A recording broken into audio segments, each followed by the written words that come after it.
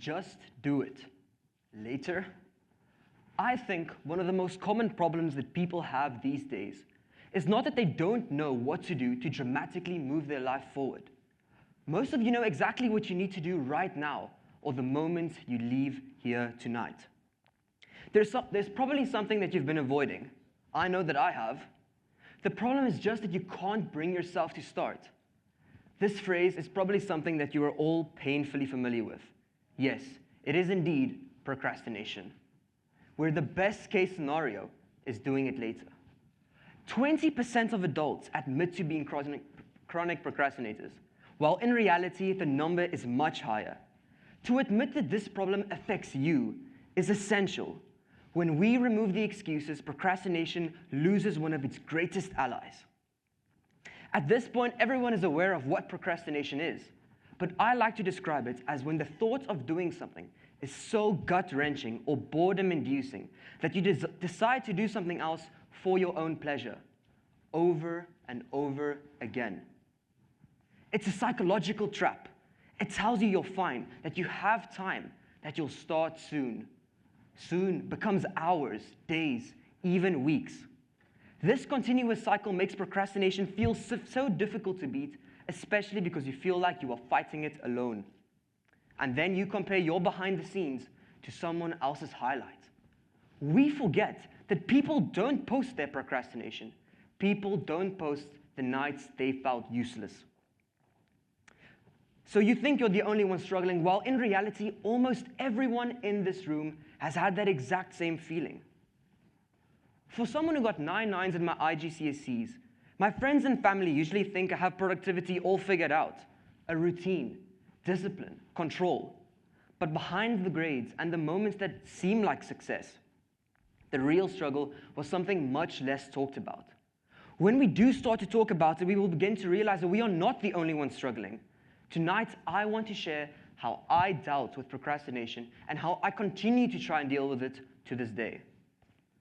One thing I see people get wrong about procrastination all the time is that the key is motivation.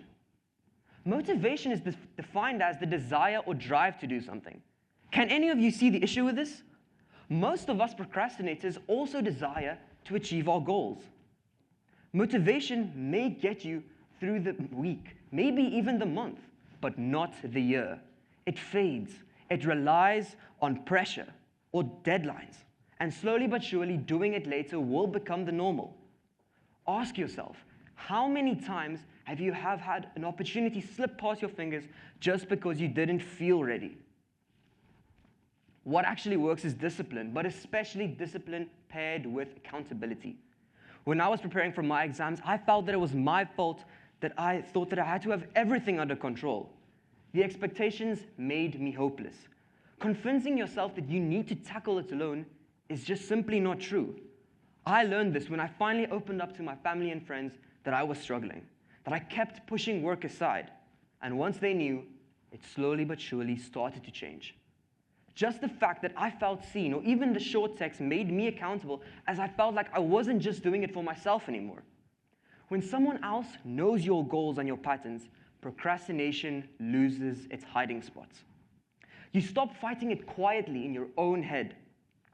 And discipline suddenly doesn't feel like something you need to carry alone. It becomes something you grow into, supported by the people who want to see you succeed in life. The second step is to maximize that discipline once the accountability of others sets in. The key to this is boredom. I know that's ironic because boredom is also the main reason we start to procrastinate in the first place. It starts by changing the environment you work in, because your brain doesn't judge tasks based on how important they are. If the thing you need to do feels even slightly boring, your brain will always choose that option. Why would anyone write an essay when their phone is right next to them? The problem is not that the task feels impossible. The problem is that everything around it feels more entertaining. Your brain works in contrasts. Just like how a dark room feels pitch black when you turn off the bright lights. Your work feels unbearable only because you have a brighter, louder distraction right next to you. When you take away every easy escape, the task in front of you becomes the most stimulating thing available. And suddenly, the work stops feeling painful, simply because it's the only option left. Discipline is not about forcing yourself to be superhuman. It's about creating a space where doing the hard thing becomes easier than doing nothing at all. And finally, the recurring nature that can even resurface years later.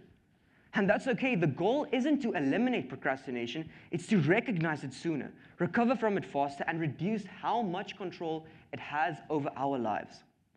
Procrastination keeps coming back because it hides behind the reel of our everyday lives, slipping into the moments that no one sees. It doesn't announce itself. That's why the habit is so persistent. It feeds on comfort, on distraction, on the stories we tell ourselves about doing it later. And that is exactly why discipline on its own is just not enough.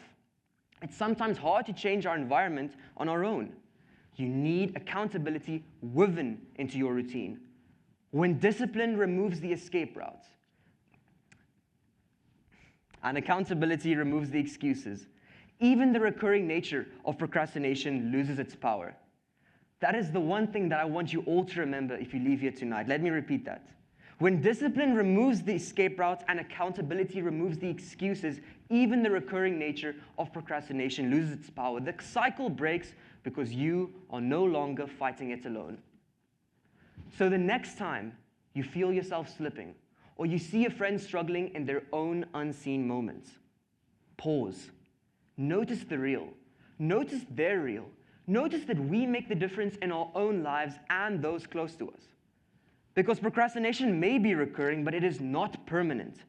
Once we stop negotiating with later and start showing up together and with discipline, the person behind the reel finally becomes the person you are proud enough to present to the world.